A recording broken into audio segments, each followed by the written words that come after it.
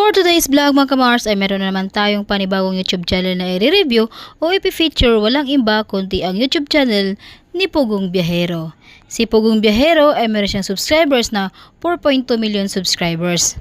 Dito sa video na ito mga kamars ay ating alamin kung magkano na nga ba ang kanyang estimated YouTube sahod. Disclaimer, lahat ng makikita nyong amount dito or mapapanggit kong amount dito ay pawang estimated po lamang gamit ang Social Blade. Ang Social Blade ay isang public website na kahit sino ay pwedeng tumingin dito at maaari nyong malaman ang mga estimated YouTube sahod ng mga vlogger or content creator. Layunin po lamang ng video na ito ay na makapagbigay ng inspirasyon sa mga taong makapanood nito, lalong-lalo na sa mga small YouTubers. Ano pang hintay natin mga kamars? Samahan nyo na akong i-review natin ang estimated YouTube sahod ni Pugong Biyahero. So yun nga mga kamars, andito tayo ngayon sa official YouTube channel ni Pugong Biyahero. So meron siyang subscribers na 4.2 million subscribers at umabot ng 3,200 videos uploads at umabot ng 1.5 billion video views at ginawa ang kanyang YouTube channel noong August 21, 2016. Total grade B+. Social Blade rank ay pang 37,019. Subscribers rank ay pang 1,002. Video views rank ay umabot ng 18,211. Country rank ay pang 61 dito sa Pilipinas bilang isang vlogger. Nakakuha siya ng 20,000 subscribers in the last 30 days at umabot ng 28 million video views in the last 30 days. So yun nga mga kamars, andito tayo ngayon sa YouTube Statistics Summary ni Pugong Biyahero. Dito natin makikita ang kanyang mga nadadagdag na subscribers, video views at ang kanyang estimated earnings. Pero yung titignan natin dito mga kamars ay ang kanyang daily average at ang kanyang weekly average. Sa kanyang daily average ay nakakuha siya ng $237 sa lowest estimated at umabot ng $3,800 sa highest estimated.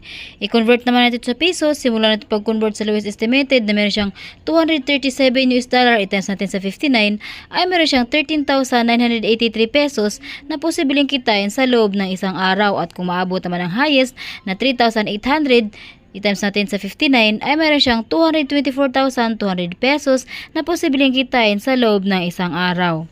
At dito naman tayo ngayon sa kanyang weekly average. Sa kanyang weekly average ay nakuha siya ng $1,800 sa lowest estimated at umabot ng $28,000 sa highest estimated. I-convert naman ito sa peso, simula ito pag-convert sa lowest estimated na meron siyang $1,800 i-times natin sa 59 ay umabot na siyang 106,200 pesos na posibleng kitain sa loob ng isang linggo. At kung maabot naman yung highest na meron siyang $28,000 i-times natin sa 59 ay umabot na siya ng 1,652 pesos na posibleng kitain sa loob ng isang linggo. At yun nga mga kamars, nandito tayo ngayon sa kanyang pinakabang-abang na kanyang estimated monthly earnings. Sa kanyang estimated monthly earnings ay nakakuha siya ng $7,100 sa lowest estimated at umabot na ng $114,000 sa highest estimated. I-convert naman ito sa peso, simula ito pag-convert sa lowest estimated na meron siyang $7,100 i-times natin sa 59 ay umabot na ng 418,900 pesos na posibleng kitain sa loob ng isang buwan. At kung maabot naman niya ang highest na meron siyang $114,000 i-times natin sa 59 ay umabot na ng 6,726,000 pesos na posibleng kitain sa loob ng isang buwan. At yun nga mga kamars, hanggang dito na lamang ang ating video. Huwag niyo sanang kalimutan mag-like, share at subscribe sa munting channel na ito. Maraming salamat po!